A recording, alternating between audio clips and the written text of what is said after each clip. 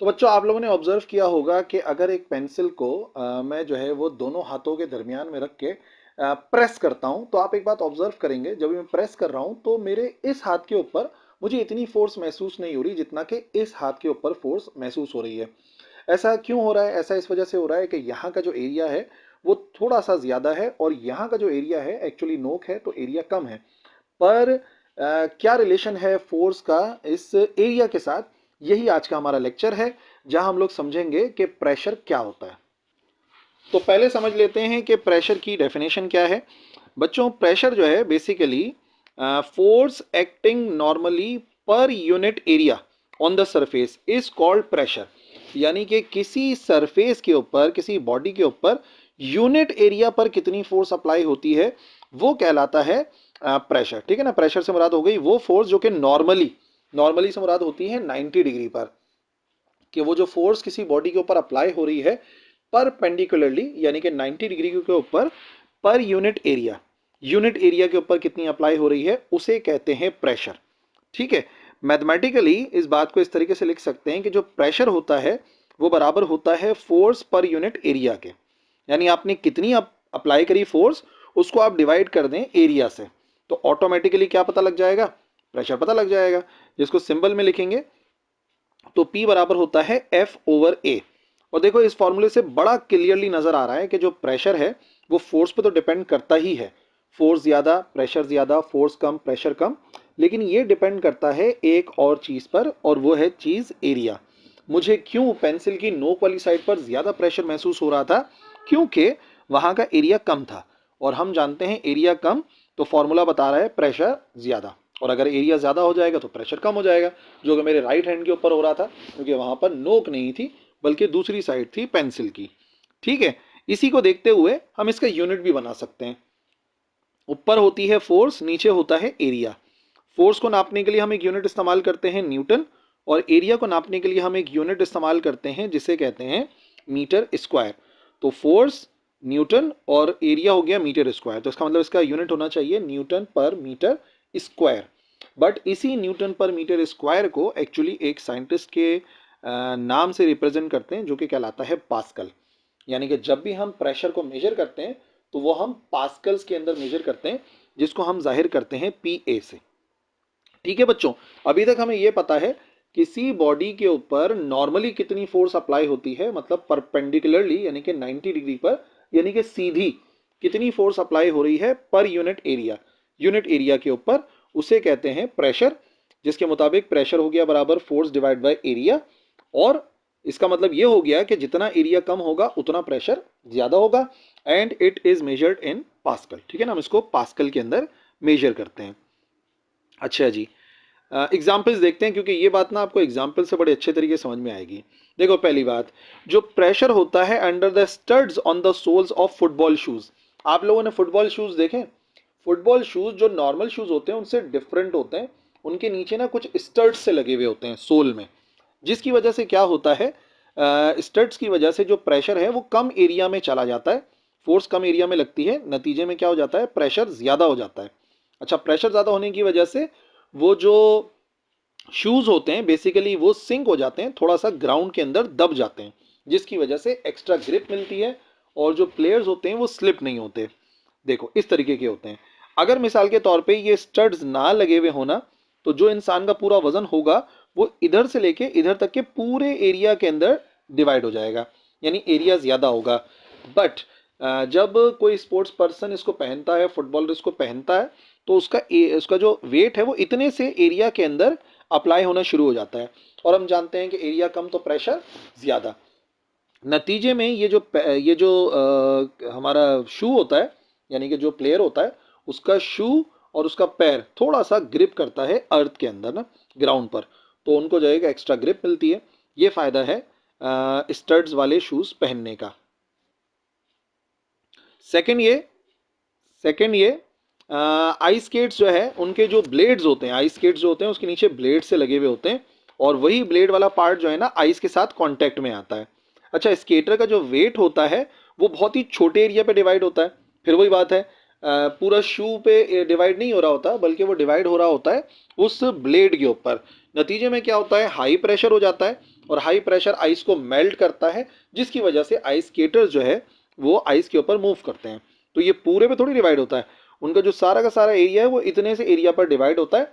तो फिर क्या हुआ, प्रेशर ज्यादा, जब आइस के ऊपर प्रेशर ज्यादा पड़ता है तो नतीजे में आप नोटिस करोगे कि आइस मेल्ट हो जाती है, और फिर आइस मेल्ट होने की वजह से फ्रिक्शन कम हो जाती है, तो आइस स्केटर्स जो है वो आइस के ऊपर बहुत अच्छे तरीके से मूव कर सकते हैं। This is due to high pressure of this ice skates ना। ठीक है, इसी के बाद तीसरी एग्जांपल हो सकती है एक एलिफेंट के जो ब्रॉड सोल्स होते हैं। आप कभी हाथी के पैर देखें तो वो अच्छे खासे चौड़े होते हैं। तो फिर क्या होता है कि उनका जो प्रेशर होता है ग्राउंड के ऊपर वो रिड्यूस हो जाता है। भाई उनको तो वजन बहुत ज्यादा है ना, अगर उनके पैर के जो सोल हैं वो छोटे होते तो प्रेशर ज्यादा होता, उनके पैर जो है ना जमीन में ज्यादा धंसते, वो नरम जगह पे चल ही नहीं पाते। तो नतीजे में क्योंकि उनके जो ये देखो इतने चौड़े पैर होते हैं, तो चौड़े पैर होने की वजह से एरिया ज्यादा तो प्रेशर कम, एरिया ज्यादा प्रेशर कम, तो उनके पैर जो है ना जमीन में कम धंसते हैं। तो इस तरीके से जो एलिफेंट है वो सॉफ्ट जगहों पे भी चल सकते हैं, वरना उनके लिए मुमकिन नहीं हो पाता। ठीक है ना। और इसी तरीके से चौथा पॉइंट हो गया कि जो शोल्डर पैड्स होते हैं हमारे स्कूल बैग्स के, वो भी प्रेशर को रिड्यूस कर देते हैं। आप नोटिस कीजिएगा ऐसे पैड्स जो है ना हम इस्तेमाल करते हैं शोल्डर के ऊपर। देखो अगर हम इस्तेमाल नहीं करते तो बैग का सारा वजन इतनी छोटी जगह के अंदर आता ना, ये इतनी छोटी जगह के अंदर, बट पैड ने क्या किया, पैड ने उसके एरिया को बढ़ा दिया, और हमें पता है जैसे ही एरिया ज्यादा होता है तो प्रेशर क्या हो जाता है, कम हो जाता है। तो हमारे शोल्डर्स के ऊपर, हमारे कंधों के ऊपर कम प्रेशर आता है इन पैड्स को इस्तेमाल करने की वजह से। समझ में आ गई बच्चों? तो देख लो हमारे इर्द गिर्द कितना प्रेशर का कॉन्सेप्ट जो है वो इस्तेमाल हो रहा है। अच्छा जी, अब प्रेशर सिर्फ सॉलिड्स में नहीं होता, वो फ्लूइड्स में भी होता है। लेकिन अगर आपको नहीं पता तो पहले समझ लो कि फ्लूइड किसे कहते हैं। देखो फ्लूइड जो है ना कलेक्शन ऑफ मॉलिक्यूल्स होता है, बहुत सारे मॉलिक्यूल्स मिलके फ्लूइड बनाते हैं, और वो रैंडमली अरेंज होते हैं, कोई स्पेसिफिक पैटर्न नहीं होता, रैंडमली अरेंज होते हैं, और बहुत ही वीक कोहेसिव फोर्स पाई जाती है, यानी कि उनके मॉलिक्यूल्स के दरमियान में जो फोर्सेज होती हैं वो बहुत कम होती हैं। ठीक है, और जो फोर्सेस एक्सर्ट करते हैं कंटेनर के ऊपर। अब सिंपल लफ्जों में आपको बताऊं, फ्लूइड का मतलब होता है लिक्विड और गैसेस, बस। यानी कि सॉलिड्स अलग होते हैं और जो लिक्विड्स और गैसेस हैं इन दोनों को मिलाकर फ्लूइड का नाम दिया जाता है। और ऐसे समझो कि ये जो फ्लूइड है, फ्लूइड का मतलब निकला है टू फ्लो, फ्लो करने से। तो जो भी चीज़ बहती है, जो कि आपको पता है गैसेस भी बहती हैं, लिक्विड भी बहता है, तो इस वजह से उन गैसेस को, लिक्विड्स को क्या कहते हैं, फ्लूइड कहते हैं। तो भाई जैसे सॉलिड्स में प्रेशर होता है वैसे फ्लूइड्स में भी प्रेशर होता है। जैसे आप ये देख लो यहाँ पर, ये आपको नजर आ रही है फ्री सरफेस ऑफ लिक्विड। ठीक है, और इसी तरीके से आप यहाँ पर देख लो, आपको गैसेस के अंदर भी नजर आएगा। तो गैसेस और लिक्विड्स दोनों जो है ना प्रेशर होता है उनके अंदर, और उनको फिर हम कहते हैं pressure in fluids. The pressure exerted by the fluid is known as fluid pressure. भाई नॉर्मल सी बात है, फ्लूइड कितना प्रेशर अप्लाई कर रहे हैं वो फ्लूइड प्रेशर कहलाएगा। यानी लिक्विड जितना प्रेशर अप्लाई करते हैं वो भी फ्लूइड प्रेशर कहलाता है, गैसेस कितना प्रेशर अप्लाई करती हैं वो भी फ्लूइड प्रेशर कहलाता है। अच्छा, ये सारी डायरेक्शंस में काम करता है, ये एक बड़ी अहम बात है। सॉलिड का हर डायरेक्शन में नहीं कर रहा था, वेट की डायरेक्शन में डाउनवर्ड कर रहा था, पर लिक्विड्स का और स्पेशली गैसेस का हर डायरेक्शन में काम करता है। वो इस वजह से कि जो मॉलिक्यूल्स होते हैं फ्लूइड के वो सारी डायरेक्शन में मूव करते हैं। लिक्विड के मॉलिक्यूल लेफ्ट टू राइट भी मूव करते हैं, अप एंड डाउन भी करते हैं। गैसेस के मॉलिक्यूल्स के साथ भी यही है कि वो लेफ्ट और राइट, अप एंड डाउन हर लिहाज से मूव करते हैं। नतीजे में क्या होता है कि वो प्रेशर बनाते हैं हर सरफेस के ऊपर, जिससे भी वो कोलाइड करते हैं मॉलिक्यूल्स। ठीक है जी, ये हो गया फ्लूइड और उसका प्रेशर। जैसे मिसाल के तौर पे ये हमारे पास एक कंटेनर है, इस कंटेनर को मैंने समझ लो एक फ्लूइड से भर दिया। अब इसी के अंदर अगर मैं एक ऑब्जेक्ट को ड्रॉप कर देता हूं तो आप देखेंगे इस ऑब्जेक्ट को लिक्विड ने चारों तरफ से घेरा हुआ है, यानी कि जो लिक्विड है वो हर तरफ से इसे कंप्रेस करने की कोशिश कर रहा है, और यही प्रेशर इन फ्लूइड्स होता है। सही ना, यही प्रेशर इन फ्लूइड है कि भाई फ्लूइड के अंदर कोई बॉडी होती है तो उसके ऊपर चारों तरफ से प्रेशर अप्लाई हो रहा होता है। जैसे मिसाल के तौर पर एक स्विमर है जो स्विमिंग पूल में है, तो वो प्रेशर एक्सपीरियंस करता है कि भाई पानी उसे हर तरफ से पुश कर रहा है, दबा रहा है।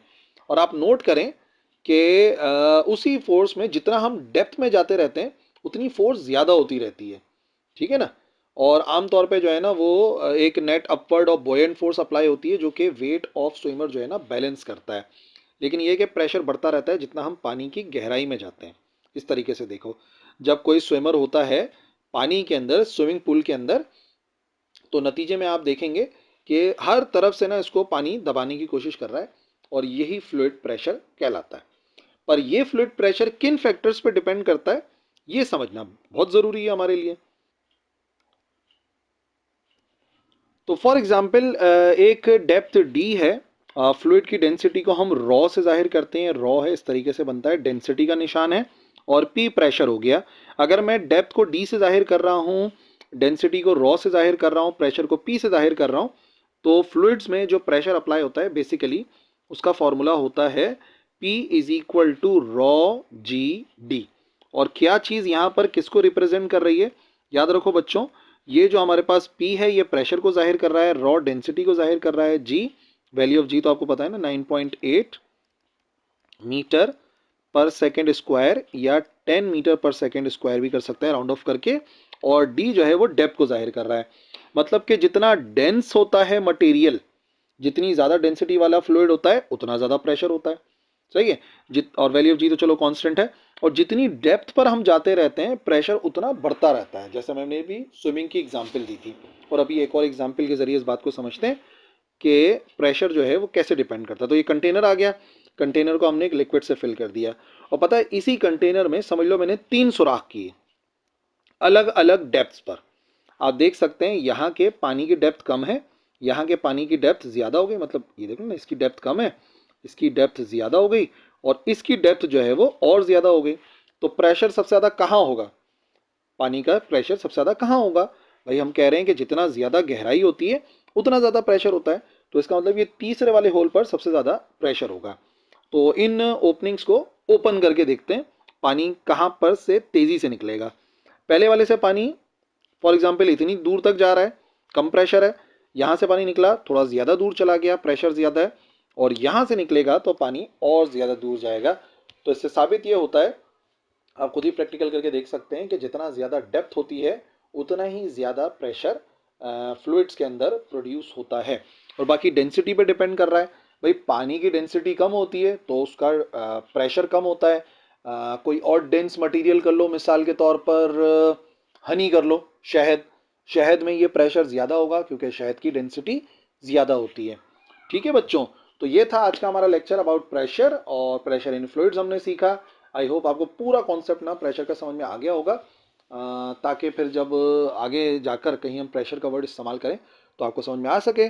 अगर कोई कन्फ्यूजन है तो आप कमेंट सेक्शन में लिखिएगा, मैं ज़रूर उसको रिप्लाई करूँगा। That's all for this video. अल्लाह हाफिज़।